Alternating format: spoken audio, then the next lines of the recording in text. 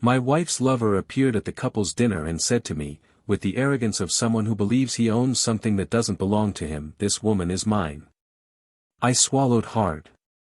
I looked at her, expecting a reaction, a denial, a cry of denial, anything. But her silence cut me like a razor to the heart. I wasn't prepared for that. There's no preparation for being betrayed in front of a set table, in front of friends, in front of the life you thought you were building with someone who told you, "I love you," every night. I slowly turned my face and, with a trembling voice, looked into her eyes and said, "Explain this to me now." She just stared at me, as if she were a victim of her own choice. And it was in that silence that everything made sense. The man in front of me stared at me, confused, not understanding why I was there, why she hadn't told him who I was. And then he asked me, almost surprised, "What are you to her?" And I replied, with bruised dignity and a lump in my throat, "The husband." He recoiled as if punched in the stomach. The silence that followed was louder than any scream, more deafening than any argument. Dinner ended there. The candles still burned, the food remained untouched, the wine warmed in the glasses, but the air had changed. Everything had changed. I packed my things the next day, without making a fuss, without needing witnesses. I simply left. I left a brief, curt, and truthful letter. "I hope you don't have to go through this to understand the choice you made." And that was it. I left that house, that chapter of my life, leaving behind someone who preferred to lie rather than be honest, who chose adventure and ended up losing the story. What no one knows, what no one saw, was what happened next. Because betrayal doesn't end when someone leaves. It lingers like an echo. It returns in the days that follow, in the lonely nights, in the silences that remain. And she, the woman who once called me love, tried to move on with her lover. But he, as deceived as I, didn't stay. He too left, frustrated at having been used, at having been complicit in a lie that had unknowingly turned him against another man. He didn't stay to console, to welcome, or to start over. He disappeared as she deserved, without explanation.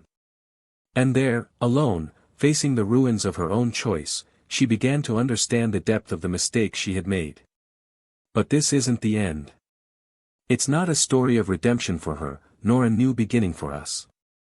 What came next was much more than regret. What came was the weight of silence, the ravages of absence, the memory of everything she threw away for a fleeting desire. She tried to look for me. She tried to justify it. She tried to pass it all off as just a slip-up, a mix-up. But it wasn't. It was a decision. She decided to lie. She decided to hide. She decided to betray me, the commitment, the truth, the story we'd written together for years. She wanted to erase it all with a gesture, and when she tried to return, the door was gone. She didn't know it, but throughout that time, I remained in contact with her mother. A woman who always treated me like a son, who welcomed me from the beginning and knew exactly what a man I was. And when she discovered what her own daughter had done to me, she not only distanced herself from her daughter, but began to seek me out frequently. A coffee, a visit, a phone call. At first, I found it strange, but then I understood, that woman saw me. She valued me. And without realizing it, she became the only bridge between me and the past. But it was also through her that something unexpected happened. On one of these visits, her mother, already frail, her voice trembling and her eyes perpetually teary, called me into her room and handed me a box. A simple wooden box, its lid scarred by time. Inside were letters I'd written to her daughter throughout our relationship. Letters she'd never read. I'd never had the courage to deliver them. Birthday letters, letters of reconciliation, letters of confession, letters of love. Letters where I'd written what my mouth couldn't say, where I'd put the pieces of my heart that she, too distracted, never wanted to see. She read them all there, in front of her mother, days later. She read them in silence, and wept like someone seeing for the first time the life she'd destroyed. She understood too late. She understood when there was no turning back, when there was no more forgiveness that could fit in my heart.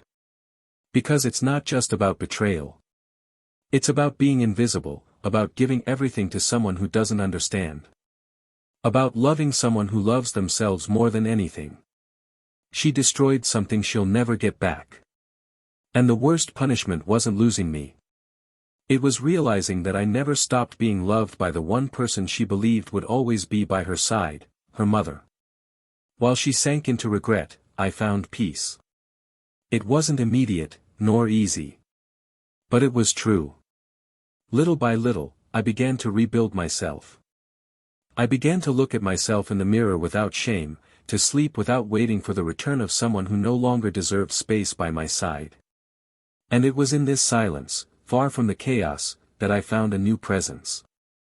A woman who didn't arrive to erase the past, but to walk with me in the present.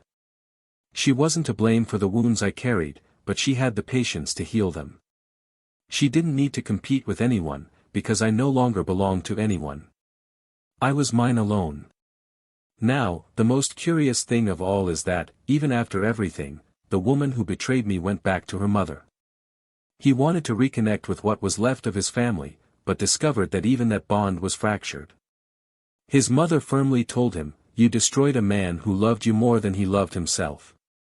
And you lost the only one who truly saw you." She broke down. And I knew from her own mother's words that that was the true moment she understood what she had done. She hadn't just betrayed her husband. She had betrayed herself. And perhaps what hurt her most wasn't even the loss. It was seeing that, even with the world falling apart, the man she betrayed, moved on. Smiled. Loved again.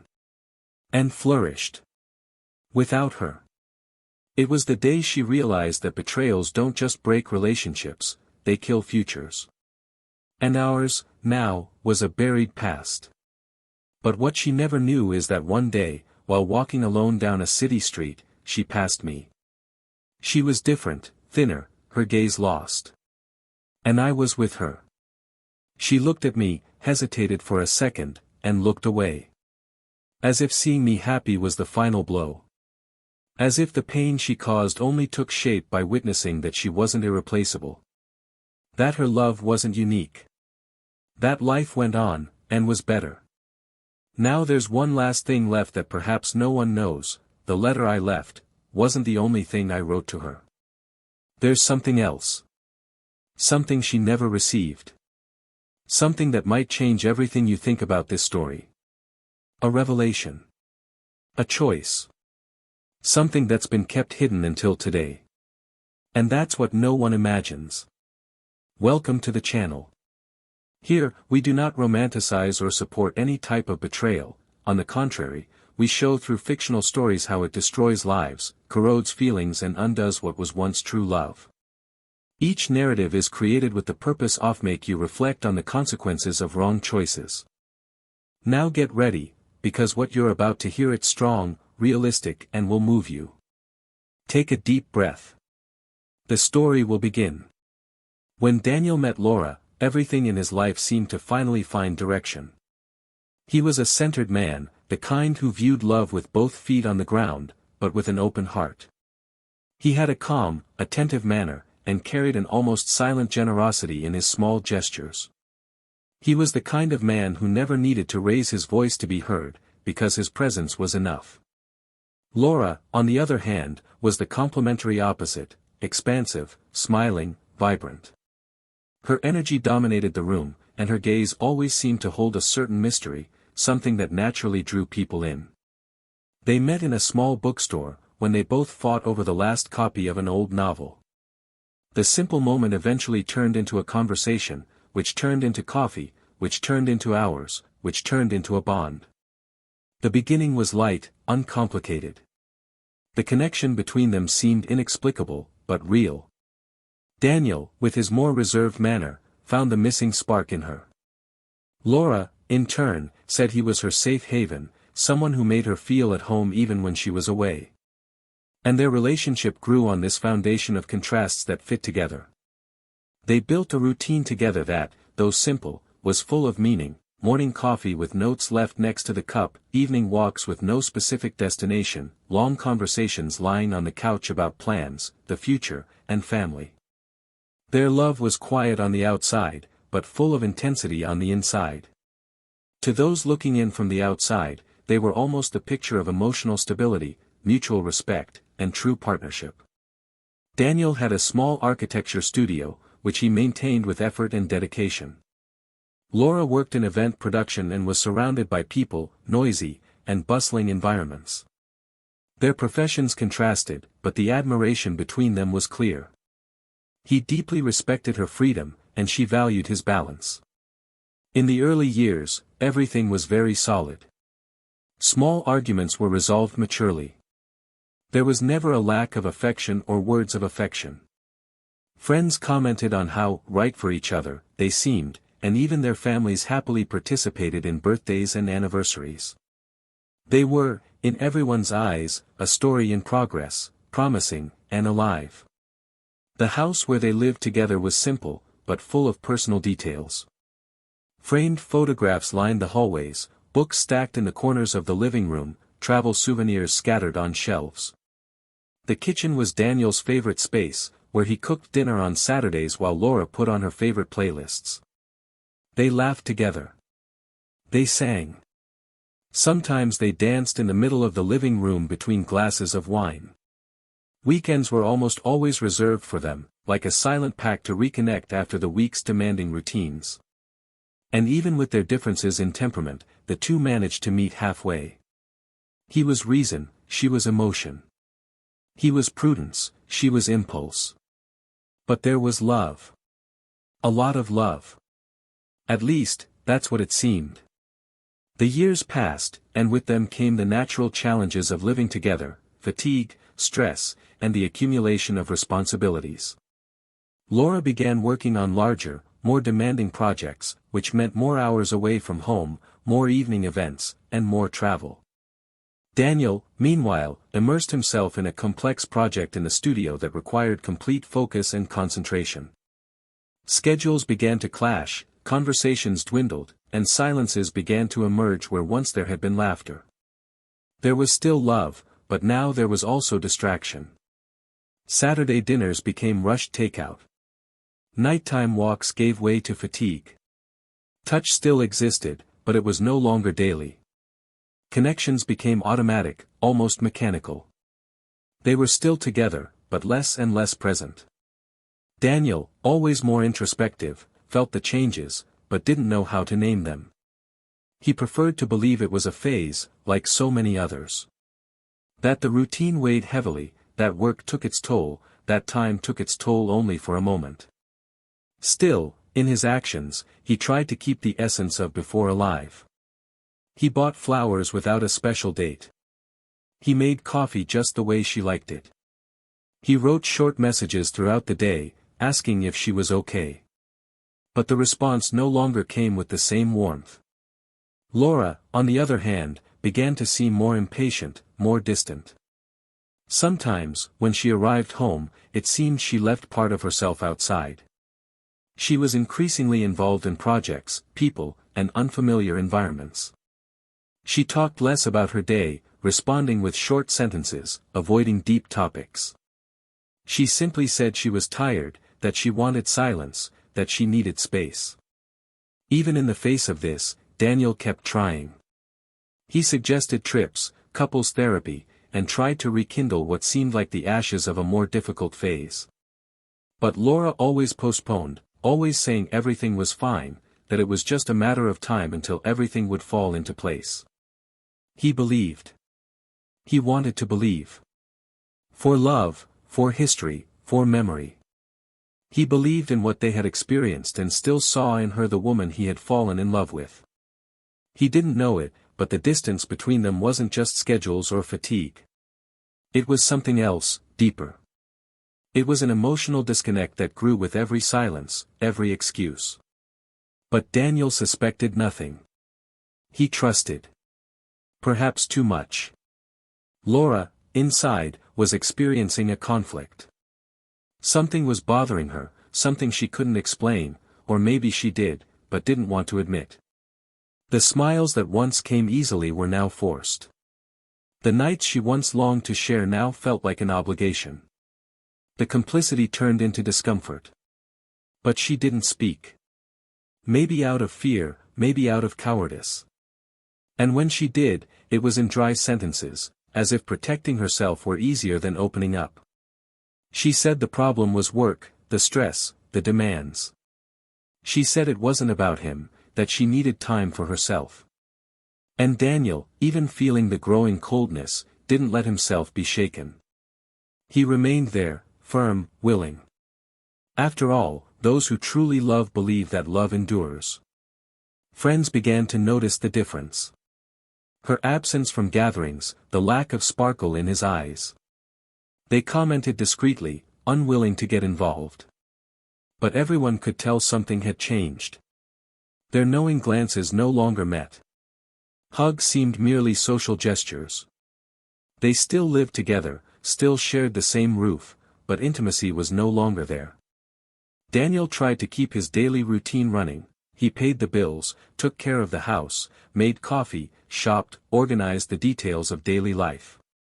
Laura, increasingly wrapped up in her own worries, arrived late, left early, and responded little. Her absence, even if physical, was almost total. And yet, he kept believing.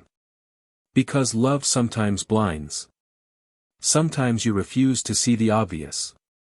Daniel still saw in her the woman who laughed at his first joke, who cried when he proposed, who danced barefoot across the living room on any given Sunday. He still clung to the memories as if they were guarantees of a future. I didn't want to accept that this was falling apart. Maybe, deep down, I knew. But he wasn't ready to admit it yet. Back then, he still cooked Saturday dinners. He still left the wine open, the music playing. Even though he knew she'd probably be late, or maybe not at all. And when she arrived, with a tired smile and a distant look in her eyes, he'd just say, "Okay, love. Just sit here with me." And she would. For a few minutes. Until she checked her phone. Until she lost herself again. But he still believed. And that was, perhaps, his greatest mistake. Or his greatest virtue. Depending on your perspective. Because loving too much, when it's not reciprocated, can be an act of courage, or destruction. And he was about to discover that love, when unrequited, is a double-edged sword. What Daniel didn't know was that everything was about to change. That the love he'd so zealously protected no longer existed on the other side. That the story he'd dedicatedly written, had been rewritten without his knowledge. But until that moment, he still believed.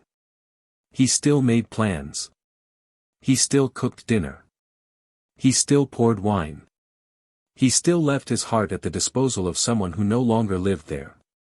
And the most curious thing of all is that the night he was broken, started exactly like all the others. Laura started going out more. She said it was work events, meetings after hours, lunches that turned into dinners, contacts that needed to be maintained. At first, Daniel believed her. Not out of naivete, but because he genuinely wanted to trust. After so many years sharing the same life, he still saw in her the woman he chose to love. And so, he avoided the thoughts that began to form in his mind, brushing away the insecurities as if they were fleeting, even unfair, notions. He continued to keep the house tidy, the bills paid, dinner ready on the nights she promised to return. But she rarely followed through. The delays became routine. So did the excuses. Always accompanied by plausible justifications, with the confident voice of someone who leaves no room for doubt. She knew how to lie calmly. She knew how to manipulate time, her tone, her gaze. She knew how to hide what lay behind the fatigue she claimed to feel. And Daniel, increasingly, felt like an outsider, as if their life was a place to which he no longer held the key. Sundays began to weigh heavily on him. Before, they were sacred. Now, they were silent days, with her locked in her room, saying she needed to rest.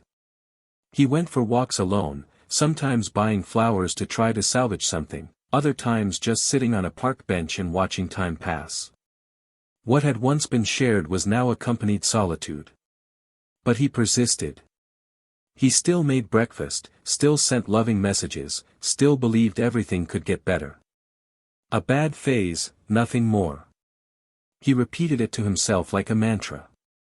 And when she smiled suddenly, when she hugged him lightly from behind while he chopped vegetables in the kitchen, he clung to that gesture as if it were proof she was still there. But she wasn't. Not really. His body lived in the same house. His heart didn't. The small contradictions began to multiply. Schedules that didn't match, stories that changed, details she'd forgotten that he remembered precisely. Sometimes she'd get confused, and when he'd ask something simple like, "Didn't you say dinner was with the client downtown?" she'd deflect, saying he was mistaken, that he was forgetting things, that he was becoming paranoid. And that's when he'd fall silent. The fear of appearing controlling made him swallow his doubt. Daniel had always been respectful, never trying to invade people's spaces. He didn't want to be one of those suspicious men who rummaged through bags or checked cell phones. He believed that those who love trust. But what do you do when love starts to feel like abandonment? Intimacy was no longer there. Laura avoided touch, kisses, and prolonged eye contact. She said she was exhausted, out of her mind, and needed some time to herself. And he, even frustrated, backed away. He began sleeping later and later, waiting for her to arrive. Sometimes, sleep overtook him on the couch. Other times, he heard her coming through the door, late at night, with light footsteps, avoiding the noise.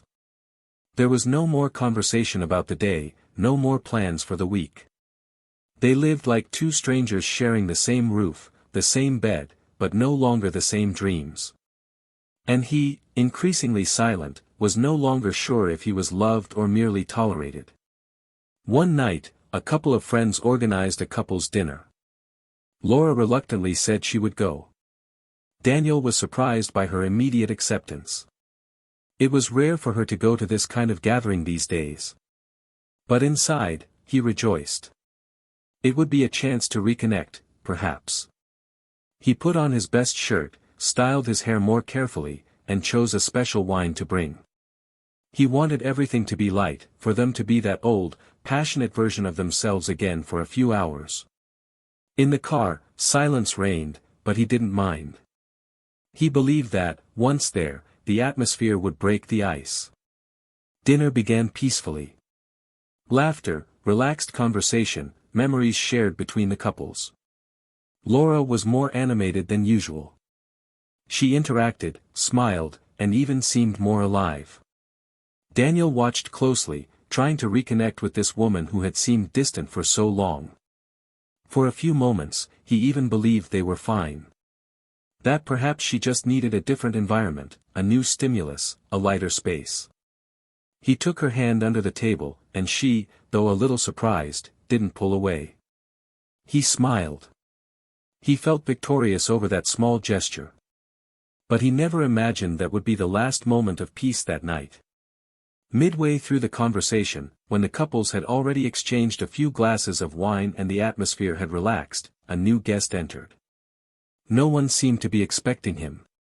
He walked straight to the table, with a confident air, as if he knew the place and the people. Laura froze. Daniel felt her hand tremble slightly and discreetly released it. The man approached, fixed Laura with a look that said more than any words. And then, in front of everyone, he said clearly, "This woman is mine." Silence fell over the table. Eyes met in confusion, surprise, and shock. Daniel, for a second, thought he'd misheard. But Laura's look confirmed everything. He stared at her, waiting for a reaction, an answer, an explanation. She said nothing. The man, confused by her silence, looked at Daniel and asked, "Who are you from her?" The answer came before he even thought, "I'm the husband." The other man's bewilderment was immediate. Laura didn't react. She didn't cry. She didn't explain herself. She simply lowered her gaze, as if her charade had ended there. Daniel stood up, silent, his face hot and his breathing ragged. The shame was greater than the anger. The humiliation, greater than any pain. He didn't need to make a fuss. He didn't scream. He didn't shed tears in front of anyone. He left the same way he entered, silent, dignified, devastated inside. That same night, he arrived home, grabbed his suitcase, and packed some clothes, documents, and personal belongings. He walked through the rooms one last time, as if saying goodbye to a lifetime. He left no long notes.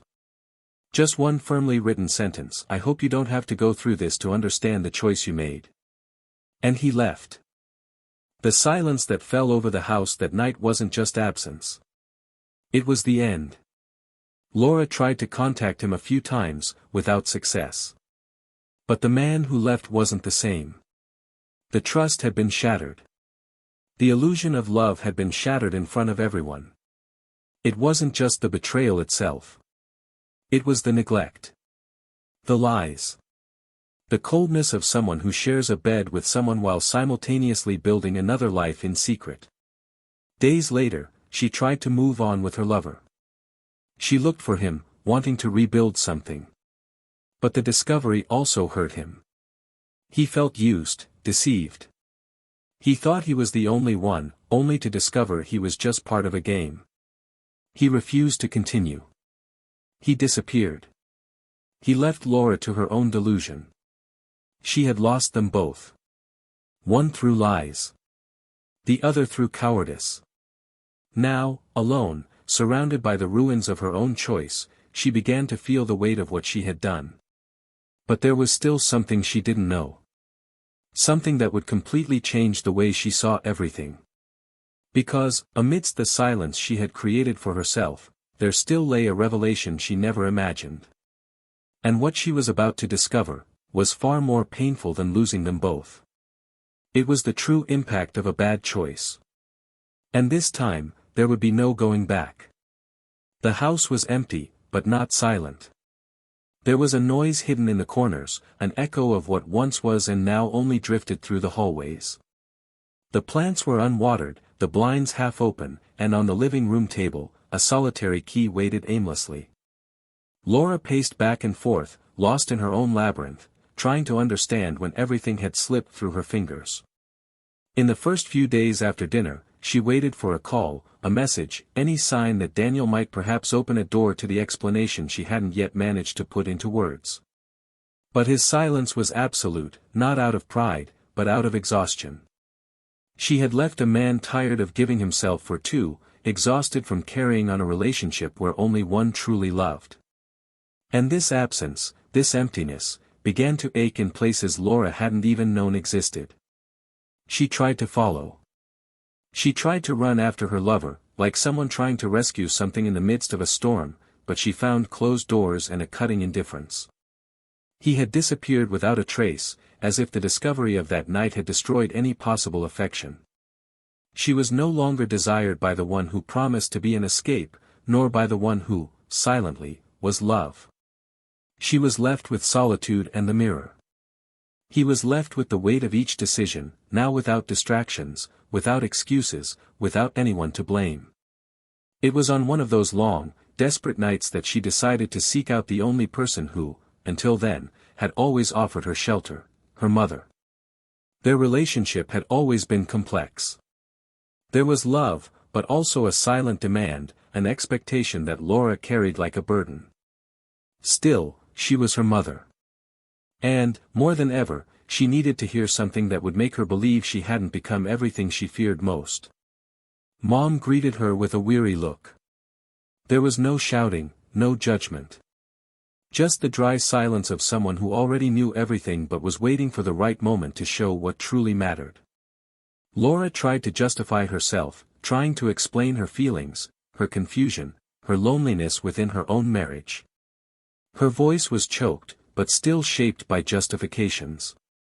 She said she missed herself, that she felt she had lost herself in that house, that Daniel was too good, but that she no longer knew if she was enough for him. Her mother just listened. Every now and then, he took a deep breath, but didn't interrupt her. When Laura finally finished, breathless, as if each word had cost her a piece of her soul, her mother stood, walked to the bedroom, and returned with a small wooden box in her hands. She handed it to her firmly, but without violence. Her gaze was hard, but filled with a sadness that didn't come solely from her daughter. It was a sadness for what she herself had lost. Inside the box were letters. Lots of them. Carefully folded letters, organized by date. It took Laura a moment to comprehend what she was seeing. She picked one up, opened it, read the first few lines, and then froze. They were Daniel's words. Words he'd written to her over the years they'd been together. Letters she'd never received. Or rather, letters he'd never had the courage to deliver. The first told of an ordinary day, of the way she laughed when he'd added too much salt to the food, of how he'd watch her sleep and silently thanked her for being by his side. The second told of a silly fight and how he felt broken for having hurt her, even unintentionally. A third spoke of the future, of children, of growing old together, of how, even tired of so many things, he never tired of her. Laura's hands were shaking. Her wet face no longer hid anything. It was like being swallowed by a wave of love already dead, like hearing a song that only now made sense, but that no longer resonated with her. Then the mother spoke, and each word was like a nail in her heart. She said Daniel had given her those letters during the most difficult days, when he felt Laura no longer listened to him. He didn't want to pressure her, he didn't want to be intrusive, but he needed to get those words off his chest. With each letter, he gave a copy to his mother-in-law, saying that perhaps one day they would make sense. He loved Laura, but he no longer knew if she was still willing to see the man he still was. The mother also said that, even after the breakup, Daniel continued to visit her, bringing her medicine, buying fruit, tidying up the house. That he never said a word against his daughter, even after the betrayal. That his silence was respect, not weakness. And that, deep down, he still harbored love, but no longer knew where to put it. Laura broke down. It was a raw cry, of someone who realizes they've lost what's most pure for nothing. Out of vanity, out of escape, out of confusion. All the justifications now seemed ridiculous.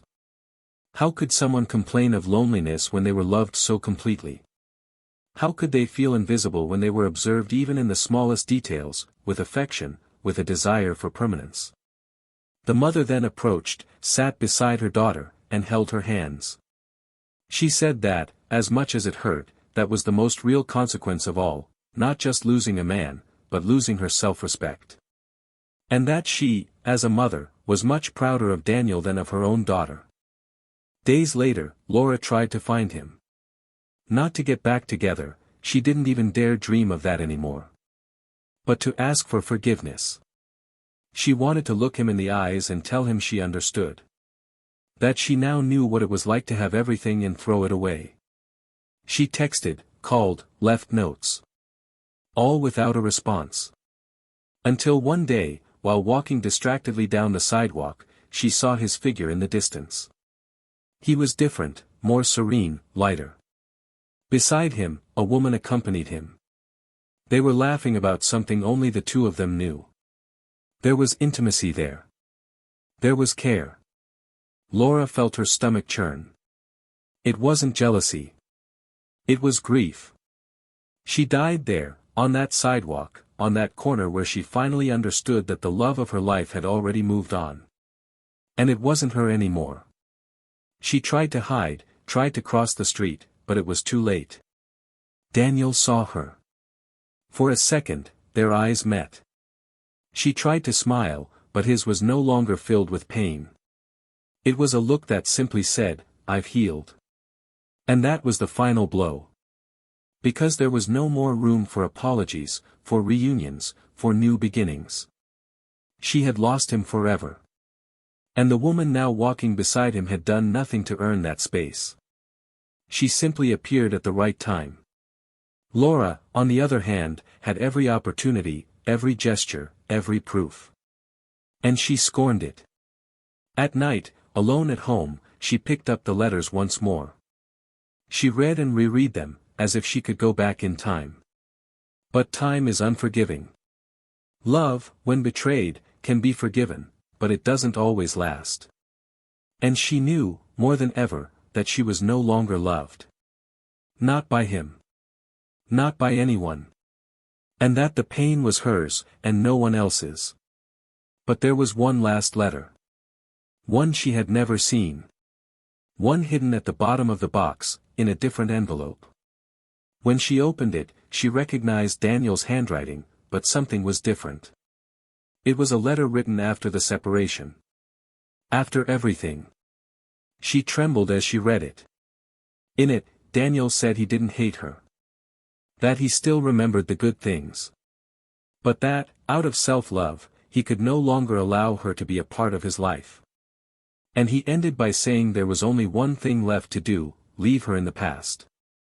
It was a letter from a man who had loved her so much, who had learned to leave. Without scandal. Without revenge. Only with dignity. And that, for Laura, was the most painful thing of all. Because no amount of forgiveness could bring her back to him. There wasn't enough love to repair what was broken. And there was no greater pain than realizing that the mistake she made was unforgivable. Laura spent days consumed by memories that once seemed banal and now burned like acid. The smells of the house, the hanging pictures, the way the morning light invaded the living room at precisely 7:20 in the morning, everything seemed to scream for his absence. It was as if Daniel were in every object, as if his silence filled more space than his own presence ever had. She tried to occupy her mind with work, with her daily obligations, but all she could do was drag the days along, hoping for some response. She didn't expect a response. Not anymore. But she wanted to be heard, wanted to at least express everything that was boiling inside her, everything that suddenly seemed so clear to her. So she decided to write. She took out an old notebook, the kind she used to plan the events she organized, and began to write a letter with trembling hands. Each word required a measure of courage she hadn't used in a long time. Writing wasn't an excuse. It was a silent request that, if he ever read it, he would know that she had finally understood. On the other side of town, Daniel had re-established his routine with a peace that, in the early days, seemed artificial. But over time, he felt that the silence was finally his. For the first time in a long time, he didn't need to tiptoe around others, didn't need to calculate every gesture, every word. Laura's absence, once heavy, now felt like a liberation. Mornings were calm. He ran in the park, read the books he'd never had time to finish, and occasionally met new people. He wasn't looking for anyone, but he also no longer closed doors. He even discovered that love didn't always have to be intense, painful, or full of surprises.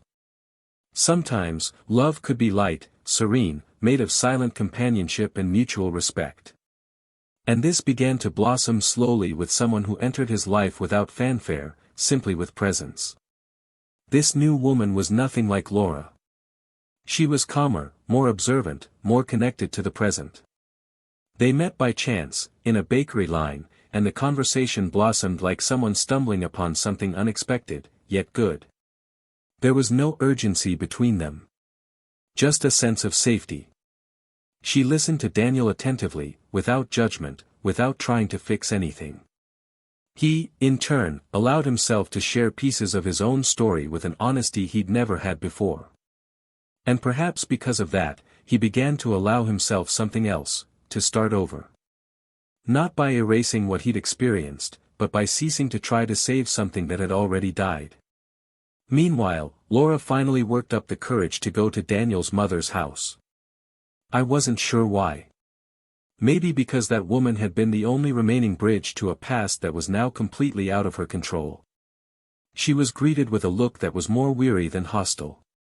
The woman was older, more frail, but still had the same firmness in her gaze. They sat in the kitchen, where the scent of chamomile tea filled the air. Laura said she didn't want to bother anyone, that she just needed to understand if it was truly over. Daniel's mother looked at her for long seconds, then replied with something that cut like a knife, "It's over, Laura. And you know it." You just don't want to accept it. Laura lowered her eyes, swallowed, and said she was sorry. That she had made a mistake.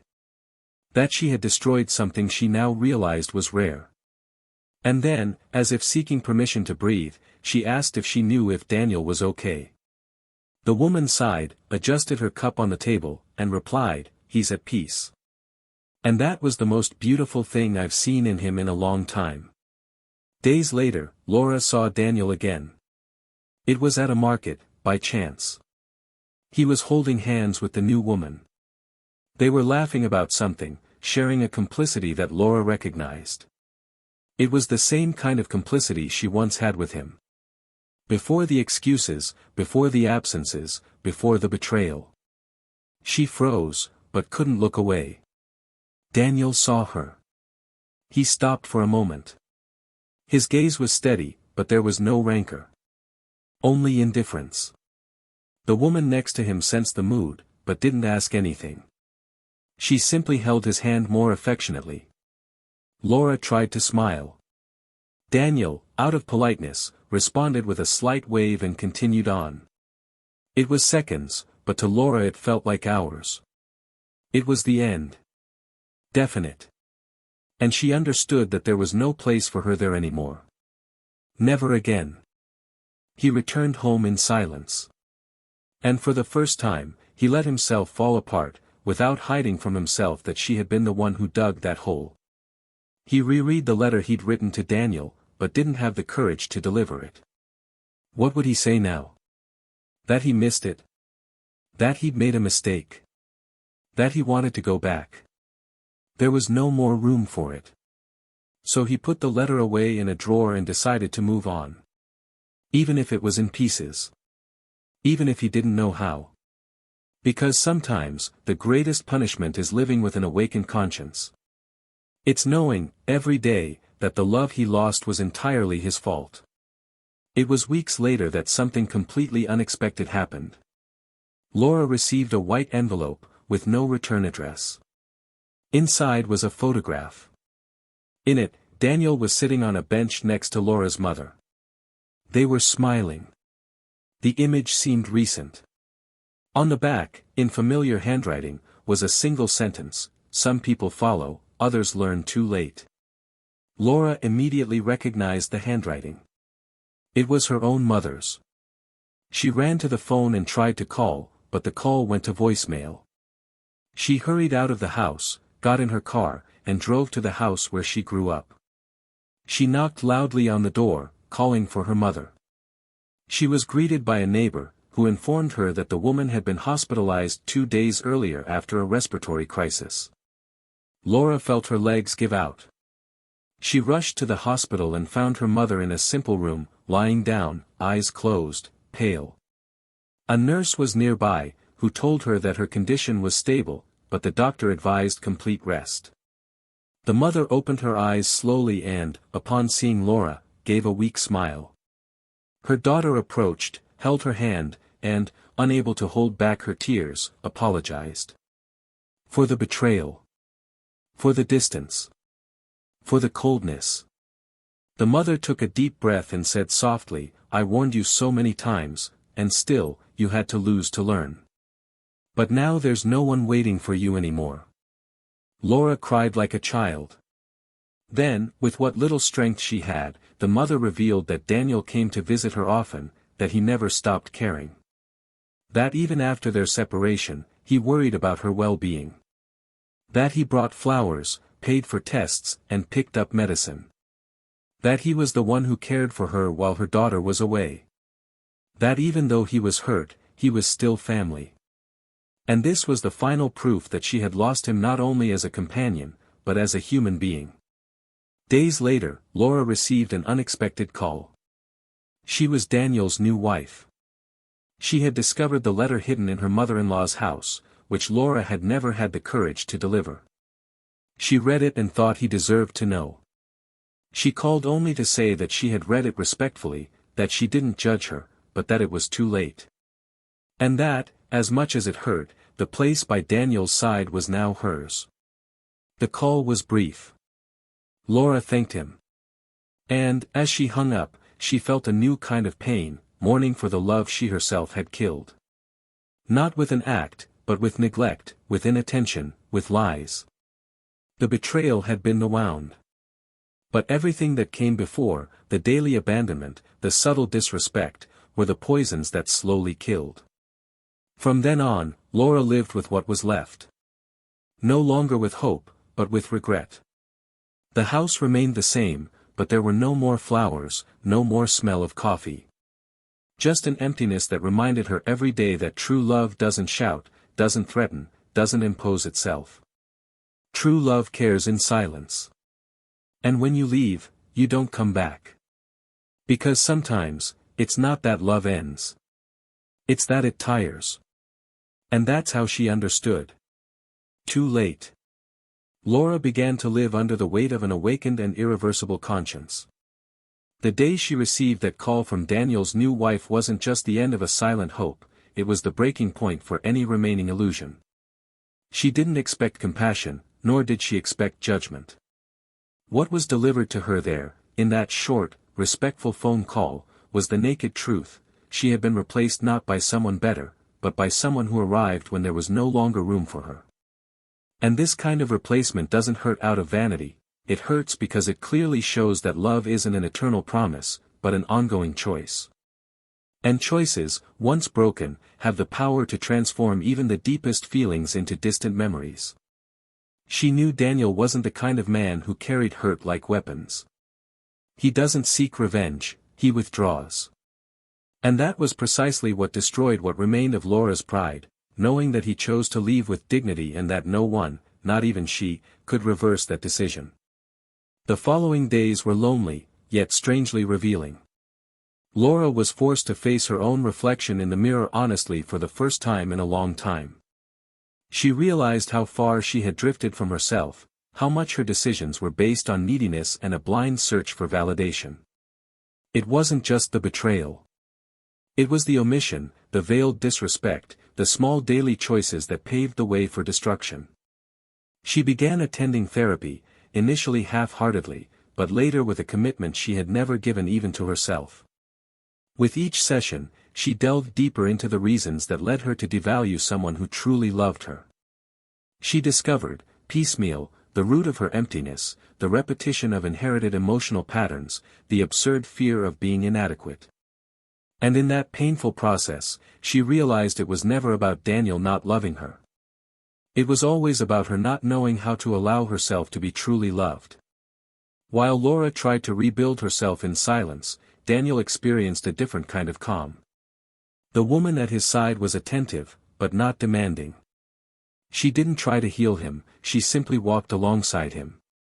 He knew there were still scars, that certain pains still surfaced at unexpected moments, but now they no longer dominated him. Their routine with her was one of lightness, of simple affection, of genuine presence. They shared small daily achievements, respected the silences, and celebrated their encounters. Daniel didn't talk about the past often. Not because he wanted to forget it, but because he understood that giving space to what was prevented him from experiencing what is. Even so, there were moments, especially on colder nights or in more intimate conversations, when he allowed himself to remember. And when he remembered, there was no hatred. There was a calm sadness, a longing for what could have been but wasn't. But soon after, when I looked at the present, I realized that true love also resides in the ability to move on, to allow yourself again, to trust again, even after being hurt. One day, Daniel received a letter. It had no visible sender, but he recognized the handwriting immediately. It was from Laura. It had been written weeks, maybe months, ago. He held the envelope for a long time before opening it. Not out of fear of the contents, but out of respect for what he felt. He read each line carefully. The letter didn't ask for forgiveness, nor did it seek reconciliation. It was a plea for understanding. Laura exposed her vulnerability, her flaws, what she had learned, what she had lost. She said she expected nothing, just wanted him to know that she now saw everything clearly. That his love was the truest she had ever experienced, and that, because of that, she didn't want to let silence be the only ending between them. Daniel finished reading it with tears in his eyes. He took a deep breath, folded the letter, and put it in a box with other memories. He didn't reply. He didn't need to. Some answers lie in silence. And sometimes, silence is also a way of saying, I understand. Time went on. Laura visited her mother more often, caring for her with a dedication she hadn't known she possessed before. Not as a way to make up for the past, but as part of her honest attempt to be better, albeit late. Her mother, though fragile, noticed the change. Their conversations became more genuine. For the first time in years, they discussed regrets without either of them needing to win the conversation. Laura no longer sought approval, but connection. And this, even in silence, rebuilt part of the bridge that had collapsed. One afternoon, sitting on the porch, her mother said something that stuck with her, life takes turns, daughter. But it doesn't always return where we want. Sometimes it takes us to better places. And other times, it just takes us away from what we've destroyed. That phrase echoed in Laura's mind every morning. There wasn't a day that went by that I didn't think about what could have been. But, little by little, she also learned to look forward. She started studying again, resumed old personal projects, surrounded herself with people who didn't know her story but saw it without the weight of the past.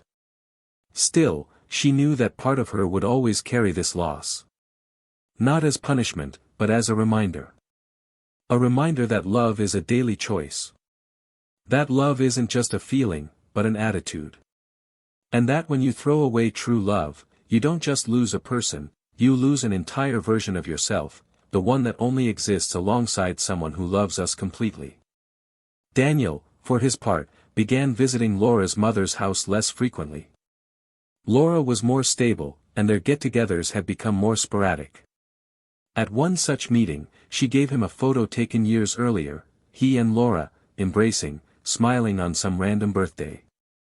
He looked at the image with tenderness, but not with longing.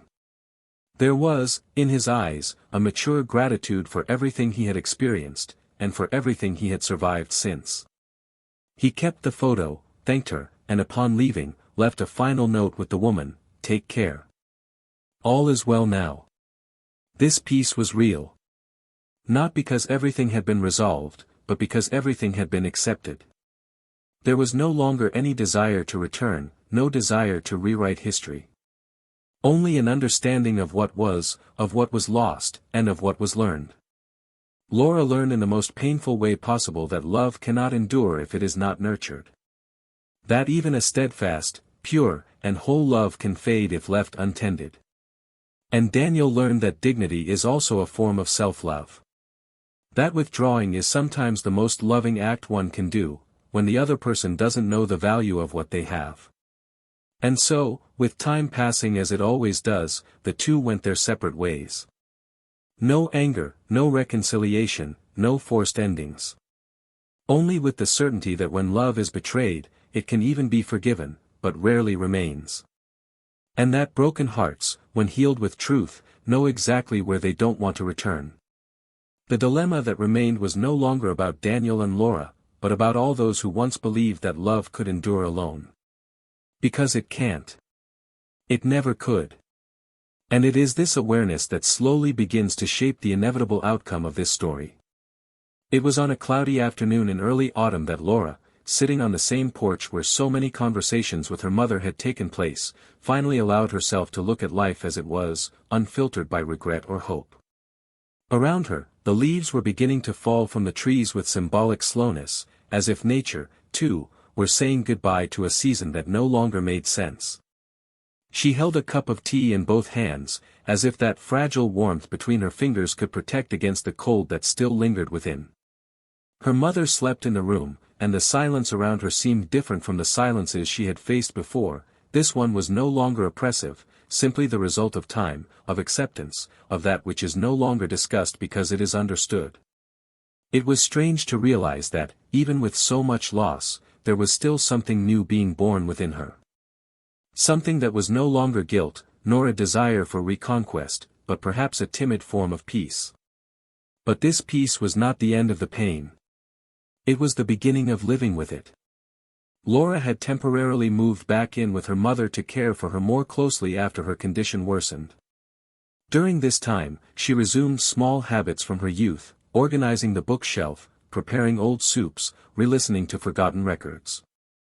Her childhood home, which for years symbolized pressure and conflict, now became a refuge.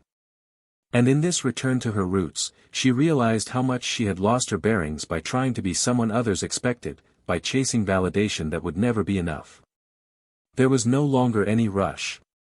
And, curiously, at this slower pace, she began to notice details that had previously gone unnoticed: the sound of the kettle before it whistled, the smell of clean sheets when the sun hit the bed, the way her mother smiled, even fragilely, when she saw the plants on the balcony being watered.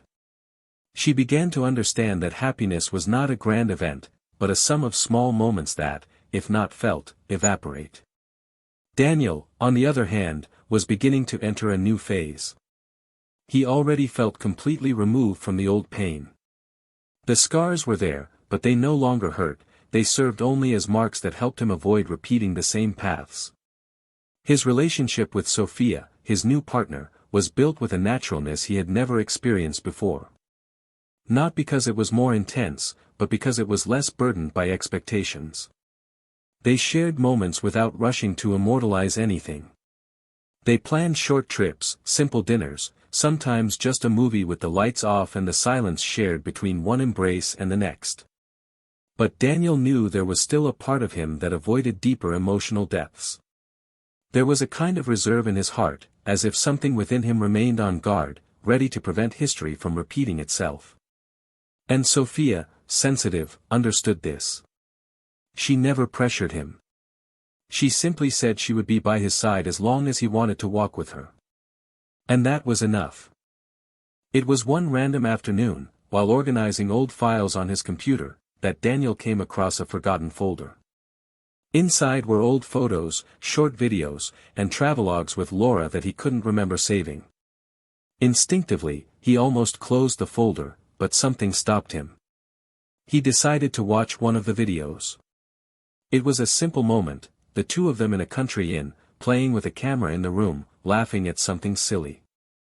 The naturalness of their laughter, the way they looked at each other, made Daniel narrow his eyes for a second. It wasn't nostalgia. It was a strange compassion for the man he'd been there. A man in love, dedicated, vulnerable. Someone who gave his best and still lost. And he realized that perhaps, because of his loss, he was more whole today. He closed the video, deleted the folder, and took a deep breath. It was time to give new meaning to the inner spaces. Meanwhile, Laura faced a different challenge. Her mother's health was deteriorating. And with it came serious conversations, difficult decisions, and the rawest loneliness. One night, while her mother was fast asleep after a medical procedure, Laura went outside to breathe. She walked through the streets of the neighborhood where she grew up and, without realizing it, passed the house where she and Daniel had lived together. The facade was painted a different color, there were different flowers on the porch, but the structure was the same. She stood there for minutes, observing. She knew he no longer lived there. Still, that house held important chapters in their story. There they fell in love. There they also lost each other. And it was in that moment, before that closed door, that Laura whispered to herself, as if confessing a belated sin, "I loved, but I didn't know how."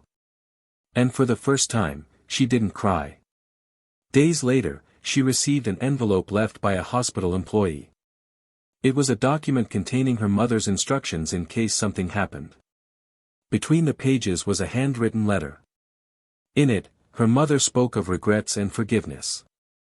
She said it had taken her years to understand her daughter and that, although she had never agreed with her choices, she now recognized Laura's genuine effort to be a better woman. The letter ended with a sentence that deeply hurt: "You don't need to go back in time, daughter. But you must, every day, choose not to repeat what destroyed you." Laura kept those words as an emotional testament. And she promised herself that she would not make her pain a home, but a bridge. One morning, while drinking coffee with her mother on the porch, Laura looked into her eyes and asked softly, do you still love him? Laura took a moment to answer. She looked at the cup, the grey sky, the nearly bare trees. Then she said, I love what he was to me. But what I did with it, it's no longer love. It's longing. It's regret. And now it's learning. Her mother nodded, took her hand, and whispered, so you've grown up. That same morning, Daniel was walking with Sophia through a park near downtown. They passed a couple exchanging wedding vows in a simple outdoor ceremony. He stopped for a moment, watched, and smiled. Sophia looked at him and asked lightly, do you believe in eternal love? He was silent for a moment, then replied, I believe in true love. But it only lasts forever if it's cared for every day. If not, it becomes a memory. She smiled, took his hand, and they continued walking unhurriedly. Time, unceremoniously, continued to pass. The seasons changed. So did the pain. But amidst it all, one certainty lingered, not every mistake can be repaired, but every mistake can teach. And sometimes, the hardest lesson is this, losing someone who truly loved you and living with the knowledge that you were the one who caused their absence. Laura knew this. Daniel knew it too. But they were on different sides of the story now. And this was the moral dilemma that bound them together forever, even though they no longer shared the same life. The end seemed near. But there was still something to be said. Something that, when revealed, would show that, even in the face of the abyss, there was still humanity. Not redemption. But truth. And truth, in itself, is what sustains any worthy ending. The last night was silent, as if the entire world had retreated to avoid interfering. The room was small, lit only by a yellowish light in the corner. Laura held her mother's hand as if trying to stop time from passing, as if that gesture alone could suspend the inevitable. The woman's breathing was shallow and ragged, but there was a peace in her face Laura had never seen before. It wasn't the end she feared most, it was the most just, most deserved end. After a life full of emotional struggles, her mother finally left knowing that her daughter had understood, however belatedly, the value of honesty, of surrender, of making the right choice. The last look they exchanged was wordless, just a light handshake and a brief, fragile smile that said it all. And then, with time bowing before the love that still endured between mother and daughter, the farewell happened. Silent, definitive, transformative. After the wake, Laura stayed another week in the house where she grew up. She took care of the final bureaucratic details, organized her belongings, closed the windows, and stared at the walls that had seen the best and worst of her. Alone, she did one last cleaning, also collecting emotional fragments that were still scattered around. She found a final letter tucked away in a kitchen drawer. It wasn't addressed to anyone, but she recognized her mother's handwriting. It was a text about love. It said that love isn't about feeling happy all the time, but about being willing to fight together when happiness falters. It said that people's biggest mistake is abandoning someone at the first sign, as if love were a contract and not a promise. And it concluded by saying, if you want to love, be prepared to serve, forgive, and persist. And if you don't want that, don't start. With that letter in her pocket, Laura decided to leave the city. There was nothing left to hold her there. She sold her house, quit her job, and distanced herself from all the circles that knew her story. She needed fresh air, a horizon. She moved to a seaside village and began working in a simple, unassuming, but genuine way. She worked in a small bookstore cafe, helping the elderly choose books, children discover stories, teenagers hear themselves amidst the noise. And there, in that calm environment, far from the chaos of the past, the rebuilding truly began. It wasn't about forgetting what she'd done, but about learning to live with it without destroying herself. She became a more introspective, more attentive, less impulsive woman. She wrote letters she never sent, painted pictures she never signed. And, little by little, she began to live with ease, even if without the fullness of someone who carries no guilt. She knew the love of her life had passed, and that she herself had cast him out. But I also knew that now, perhaps, I could love differently, with awareness, with truth, with presence. Daniel, in turn, married Sophia discreetly. There was no elaborate ceremony, no invitations. Just an ordinary day, with close friends and sincere smiles. They lived a peaceful love, without the ups and downs that characterize impulsive passions. They created a routine together that involved simple projects and constant affection. He began giving lectures on emotional architecture, a project that combined space construction with effective intelligence, something that emerged precisely from his experience. Daniel didn't speak about Laura in public. Not because he hid it, but because it was part of a time he respected but didn't need to revisit. What he experienced with her shaped him, prepared him for the man he now knew how to choose more wisely, including himself. Years later, at one of the lectures, a woman sitting in the last row waited for everyone to leave before approaching. It was Laura. More mature, with different hair, a serene look in her eyes. There was a slight alarm in her, but no resentment. She smiled lightly and simply said, "Thank you for everything you taught me, even unintentionally."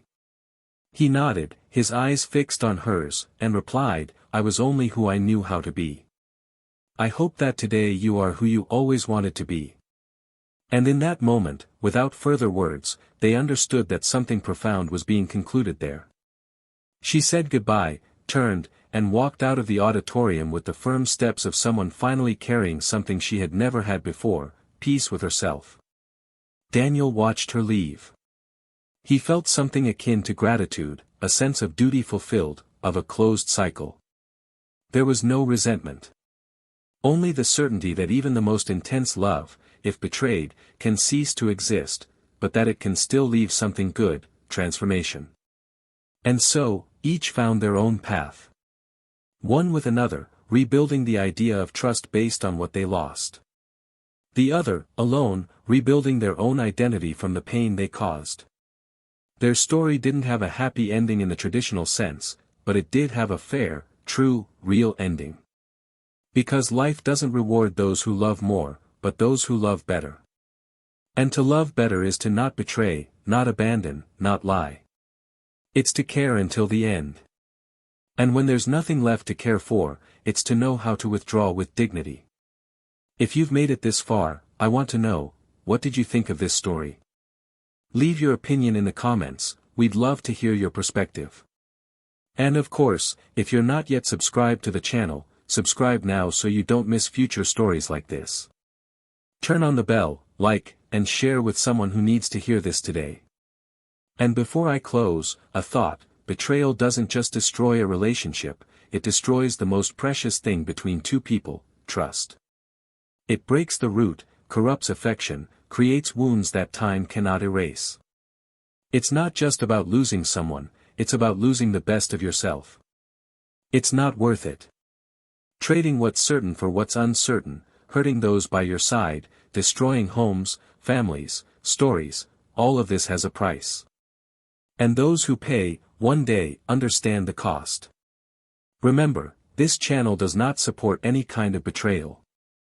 Our stories are fictional, but the feelings they evoke are real. Because love is a choice. And so is betrayal. May you choose to love truly. Until the next story.